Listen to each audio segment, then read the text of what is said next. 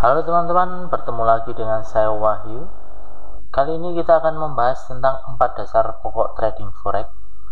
Pembahasan kali ini saya tujukan bagi teman-teman yang mungkin baru saja mengenal tentang trading forex, maupun bagi teman-teman pemula yang baru belajar untuk menyusun sistem trading yang profitable. Maka 4 dasar pokok trading forex ini sangat penting dan perlu diketahui. 4 dasar pokok tersebut apa saja, nanti kita akan bahas satu persatu. Oke teman-teman, langsung saja kita pelajari satu persatu 4 dasar pokok trading forex tersebut. Namun sebelumnya teman-teman, sebelum kita melangkah ke 4 dasar pokok tersebut, di sini saya ingin menjelaskan tujuan trading forex. Tujuan trading forex adalah mencari profit atau keuntungan dengan cara pertama, melakukan aksi beli ketika harga rendah atau melakukan aksi jual ketika harga tinggi.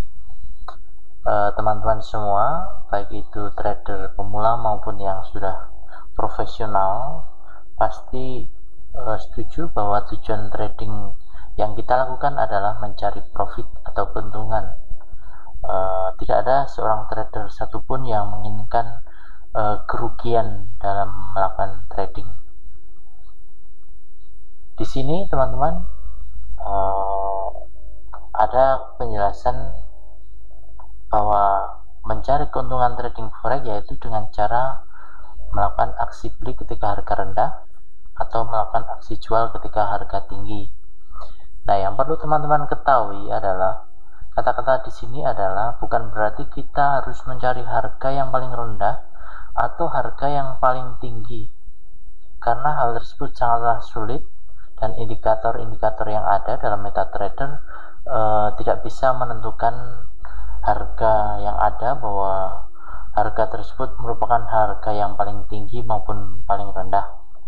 Namun teman-teman, dengan bantuan indikator kita mampu mengestimasi atau memprediksi bahwa harga rendah atau harga tinggi itu telah terjadi. Nah, apa keuntungannya dengan mengetahui harga rendah dan tinggi telah terjadi? Pada umumnya teman-teman, ketika harga rendah atau jenuh jual sedang atau sudah terjadi, maka kemungkinan harga akan kembali naik. Nah, disitulah momen kita melakukan posisi buy.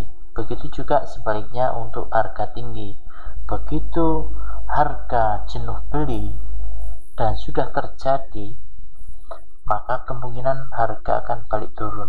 Disitulah kita akan melakukan posisi sell. Nah, bagaimana kita mengetahui harga rendah atau harga tinggi telah terjadi?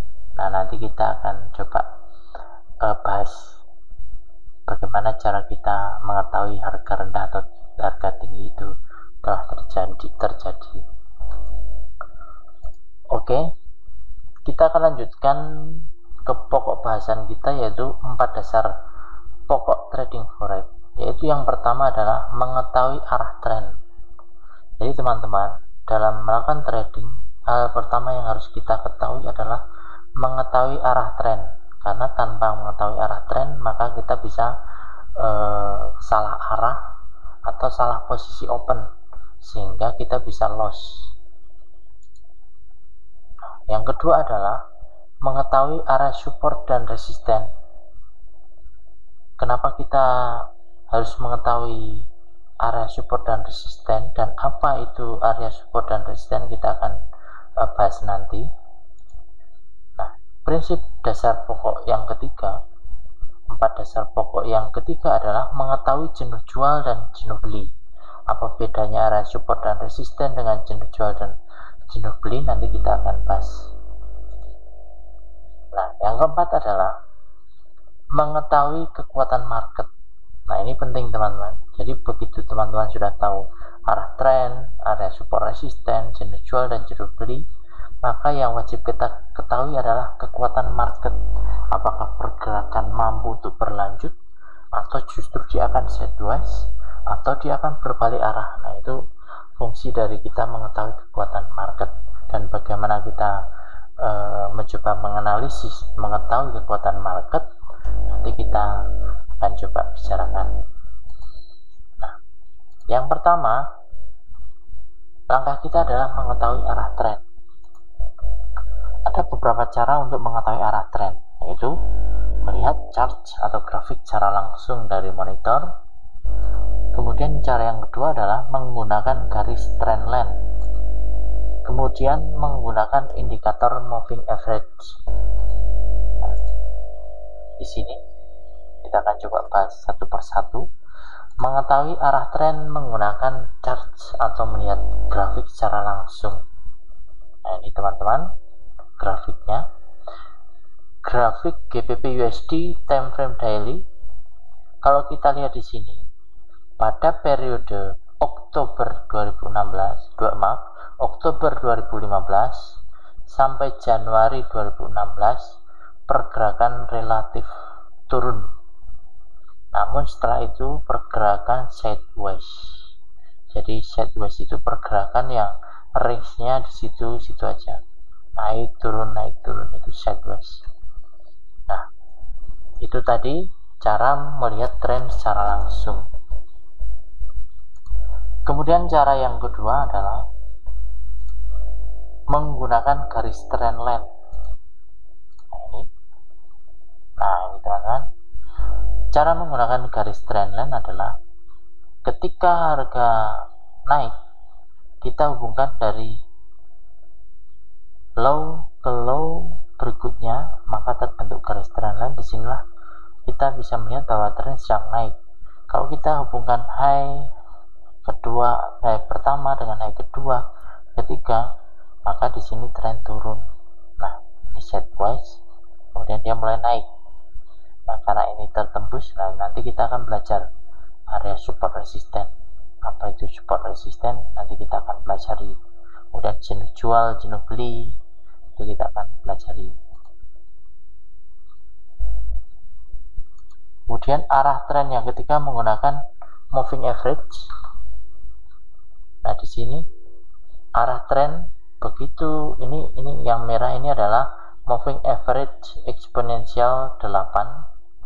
Yang ini moving average eksponensial 21 yang warna putih. Jadi ketika warna putih di atas dan merah di bawah, tren turun. Namun ketika merah di atas, putih di bawah, berarti sedang tren naik. Nah, bagaimana kita menggunakan sinyal-sinyal tersebut dalam trading, nanti kita akan coba ulas sedikit satu persatu. Nah, prinsip kedua ya tadi, yang pertama adalah mengetahui arah tren, yang kedua adalah mengetahui support dan resisten. Cara untuk mengetahui support dan resisten bisa menggunakan indikator Fibonacci retracement atau menggunakan garis horizontal, menggunakan garis trendline. Yang keempat, menggunakan indikator moving average-nya. Di sini teman-teman bisa lihat garis trendline dan indikator moving average memiliki fungsi yang cukup banyak dan banyak manfaatnya. Nanti teman-teman bisa pelajari satu persatu, uji coba, trial and error, bagaimana fungsi-fungsi garis horizontal, trendline, dan moving average dalam aktivitas trading kita. Baik. Mengetahui arah support atau area support dan resisten. Yang pertama menggunakan indikator Fibonacci retracement. Nah, ini saya sudah buat. Saya hubungkan high di sini dengan low di sini. Saya tarik, kemudian terbentuklah garis-garis. Kalau kita lihat di sini teman-teman bisa lihat, ini adalah area support. Jadi begitu turun dia tidak berhasil menembus. Menembus di sini adalah kalau seperti ini teman-teman, ini belum menembus karena dia penutupannya di sini. Jadi menembus itu adalah ketika penutupan itu di bawah dan memiliki jarak yang cukup seperti ini. Apabila ini penutupannya di sini, begitu candlesticknya terbentuk utuh di sini, nah berarti terjadi penembusan. Tapi kalau seperti ini belum. Jadi ini tidak terjadi penembusan, dia balik ke atas. Di sini terjadi penembusan. Nah ini teman-teman bisa lihat, ini penembusan, dia turun, kemudian dia naik lagi, kemudian dia turun, dia naik lagi. Nah, ada beberapa kelebihan dan kelemahan dari Fibonacci retracement ini, yaitu areanya kurang terlihat jelas. Terjadi penembusan tapi turun lagi. Nah ini false sinyal atau sinyal yang gagal. Nah, kemudian mengetahui area support dan resisten menggunakan garis horizontal. Nah ini yang lebih banyak atau lebih sering saya gunakan karena bisa kita atur sendiri. Nah ini garis horizontal, di sini toolnya. Saya klik, kemudian saya tarik, saya ambil titik atau area puncak. Ini puncak, ini lembah, saya atur. Nah, di sini area-area support resistennya yang lebih menggambarkan atau bisa memberikan sinyal yang lebih valid.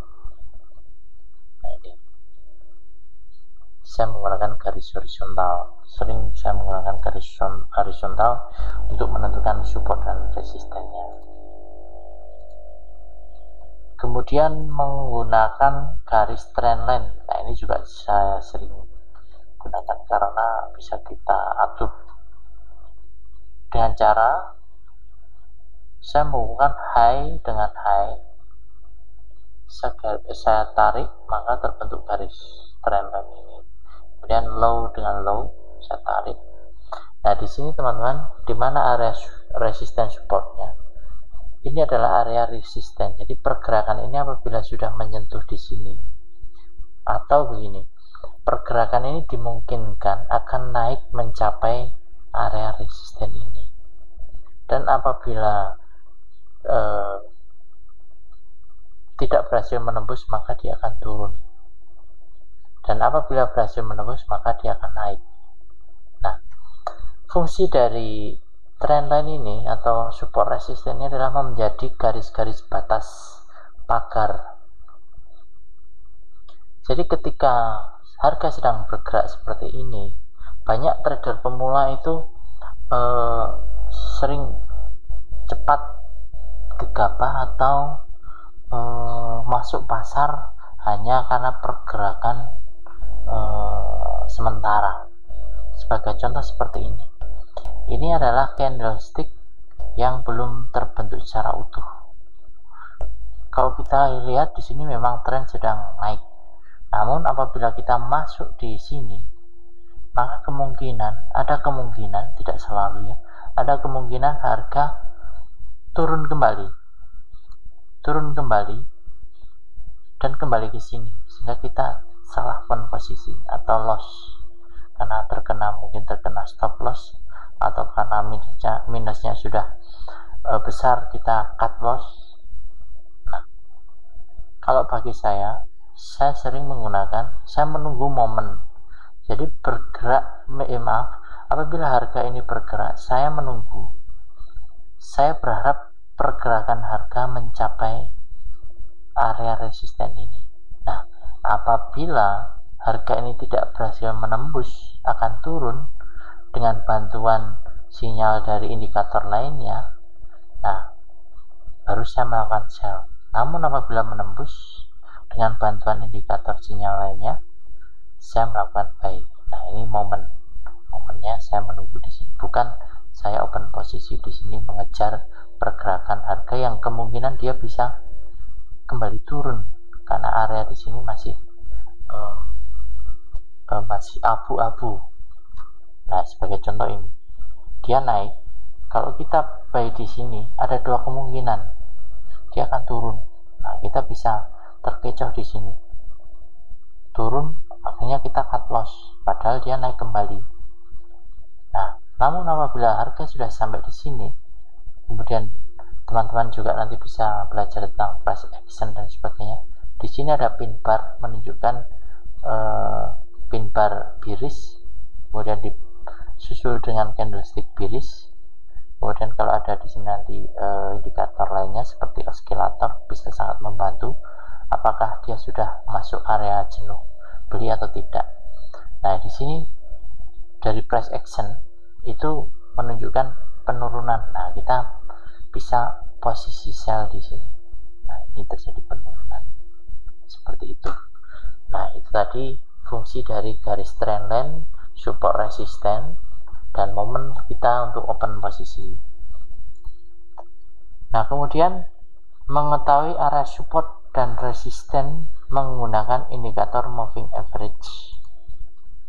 Nah, kalau kita menggunakan moving average berarti support resisten tersebut adalah support resisten dinamis, jadi dia bergerak berubah setiap saat. Setiap terbentuk candlestick maka support resistennya akan berubah seperti ini.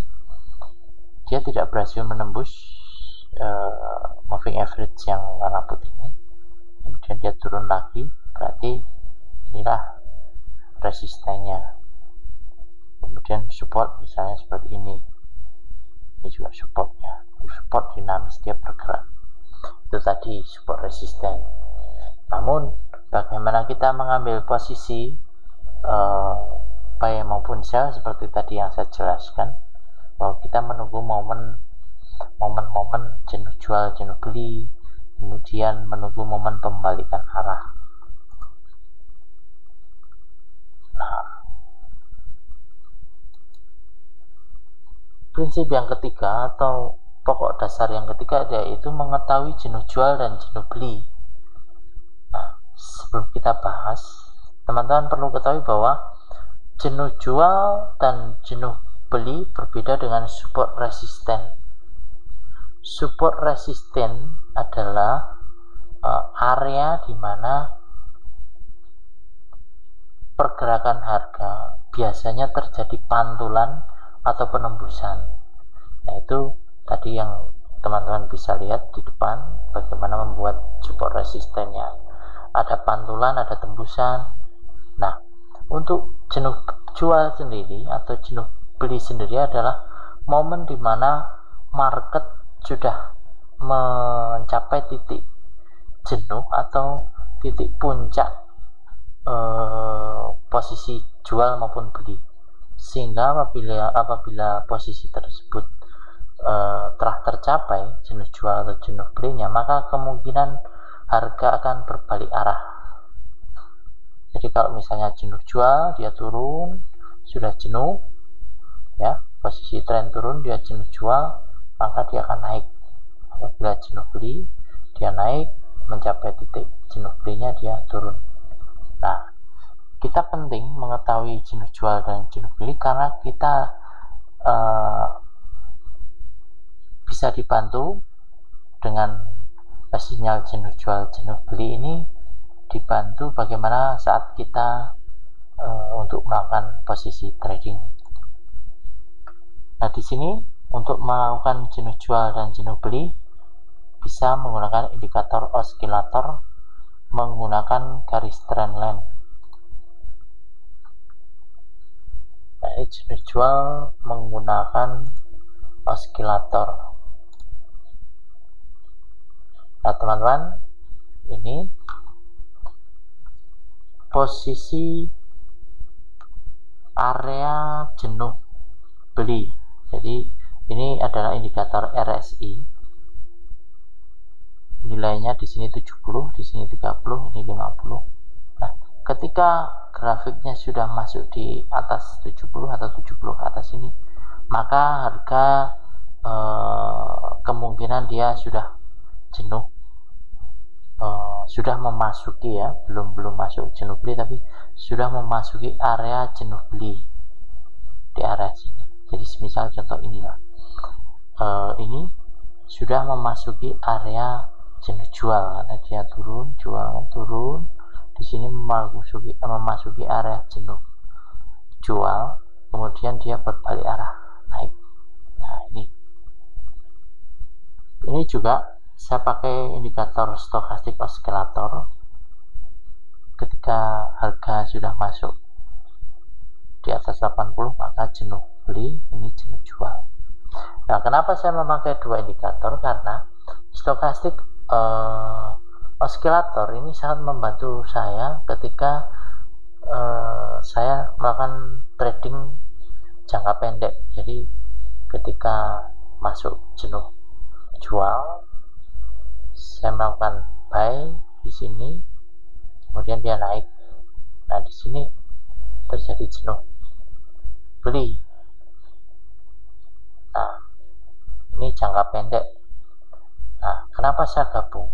Karena kalau kita perhatikan di sini teman-teman, begitu RSI dan stokastiknya bersama-sama memasuki area jenuh jual, ini masuk jenuh jual, ini masuk jenuh jual, maka momennya ketika dia sudah keluar itu pergerakan akan berbalik arah. Seperti ini juga, ini sudah menyentuh area jenuh beli, ini sudah masuk area jenuh beli, dia balik. Tapi kalau di sini teman-teman bisa perhatikan, ini sudah masuk area jenuh beli, tapi RSI-nya belum, makanya dia masih naik. Tapi begitu dia sudah menyentuh, ini menyentuh, dia turun. Nah, ini turun. Nah, teman-teman, saya sendiri dalam bertrading, ketika ini menyentuh, ini masuk area jenuh beli, ini masih kalau kita lihat grafik yang sudah jadi, seakan-akan harga pasti ya. Tapi seperti ini misalnya, seperti ini sudah masuk area jenuh beli, ini juga sudah mau masuk area jenuh beli. Apakah harga akan naik terus atau akan balik? Nah, itu kita kita masih ragu-ragu apakah harga akan naik atau sideways atau balik turun, itu masih ragu-ragu. Nah, namun saya menggunakan indikator moving average untuk memperjelas. Jadi begitu moving average berpotongan dan arah atau merah ini sudah berada di bawah, putih di atas, maka disitulah saya melakukan posisi sell. Misalnya di sini, ini sudah jenuh beli, ini jenuh beli, saya belum melakukan posisi sell, tapi saya menunggu posisi perpotongan atau momen perpotongan. Begitu perpotongan di sini, ya, di sini saya melakukan sell dengan stop loss di sini. Target profit bisa di sini, bisa di sini atau di sini, terserah bagaimana sistem trading kita. Jadi 3 indikator ini saya gunakan untuk melakukan posisi trading saya. Nah, kemudian cara mengetahui menggunakan garis trendline. Nah, ini saya perlihatkan cara menggunakan garis trendline. Ini high di sini saya hubungkan dengan high di sini, saya tarik garis, maka ketemu garis trendline atau posisi tren turunnya. Begitu harga menembus garis trendline ini, maka tren akan berbalik naik atau area jenuh jualnya sudah terjadi. Jadi fungsi dari trendline ini adalah begitu harga sudah tertembus garis trendline ini, berarti kesimpulannya harga jenuh jualnya sudah terjadi, maka kita tinggal menunggu momen untuk buy. Nah, di sini kita menunggu momen buy. Nah, momen buy yang bagus di mana? Nah, ini teman-teman juga perlu memperhatikan price action, ya, kemudian kekuatan market tadi yang poin keempatnya nanti kita bahas. Nah, ini prinsip dasar yang keempat, yaitu mengetahui kekuatan market. Yang pertama adalah menggunakan indikator Dan yang kedua adalah berita fundamental.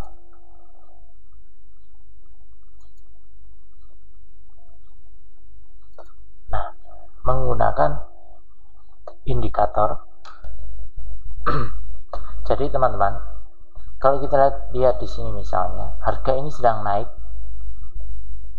dan di sini sudah masuk area jenuh beli. Ini juga sudah masuk area jenuh beli. Apakah kita akan melakukan posisi buy? Ini sangat riskan karena bisa jadi pergerakan akan sideways. Bagi saya akan melakukan trading ketika indikator ini sudah memiliki tanda-tanda yang lebih kuat.